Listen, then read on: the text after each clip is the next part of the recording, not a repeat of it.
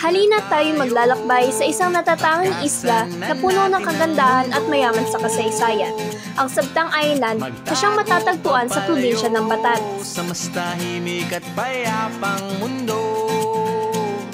Mula Batanes hanggang sa puso ng bawat isa sa atin ay siyang mabibihag sa gandang hatid ng isa sa mga isla rito. Sa isla ng Sabtang, patutuklasan natin ang kakaibang tanawin ng mga burol, pabatong baybayin at kristal na dagat na tunay na nakamamangha.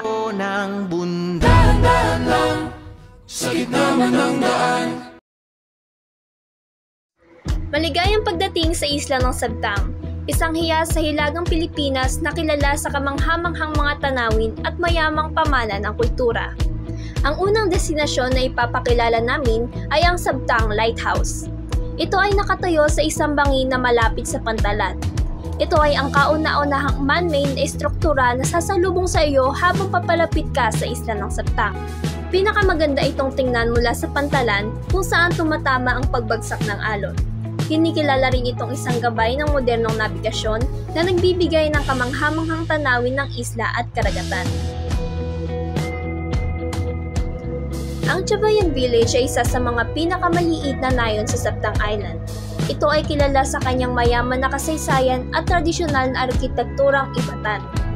Ang pangalan ng baryo, Chavayan, ay nagmula sa salitang Cha na ang ibig sabihin ay masagana at Vay na ang ibig sabihin ay arurot na halaman, habang ang bayan naman ay nangangahulugang komunidad. Isang kapansin-pansing tampok ng baryo ay ang mga bato-batong bahay na itinayo gamit ang kakaibang halo ng apog na gawa sa patay na korales at kahoy na umaabot ng 6 na buwan bago magamit. Ang mga bubong ay gawa naman sa kugon na damo na kailangang palitan tuwing 25 hanggang 30 taon.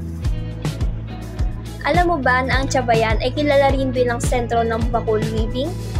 Ang bakul ay isang headgear na gawa sa Philippine date palm o dahon ng boyaboy na ginagamit upang protektahan ang mga ibatan mula sa ulan, hangin at araw. Ang bakul ay isang headgear na isinusuot ng mga babae, samantalang ang talugong ay isinusuot ng mga lalaking ibatan. Sa kasalukuyan, ang kultura ng mga ibatan ay makikita pa rin sa kanilang tradisyonal na mga bahay na gawa sa bato na itinayo upang mapaglabanan ang malalakas na bagyo. Ang kanilang pamumuhay ay umiikot sa agrikultura at pangingisda at patuloy nilang pinapahalagahan ang kanilang mga tradisyon at kasaysayan.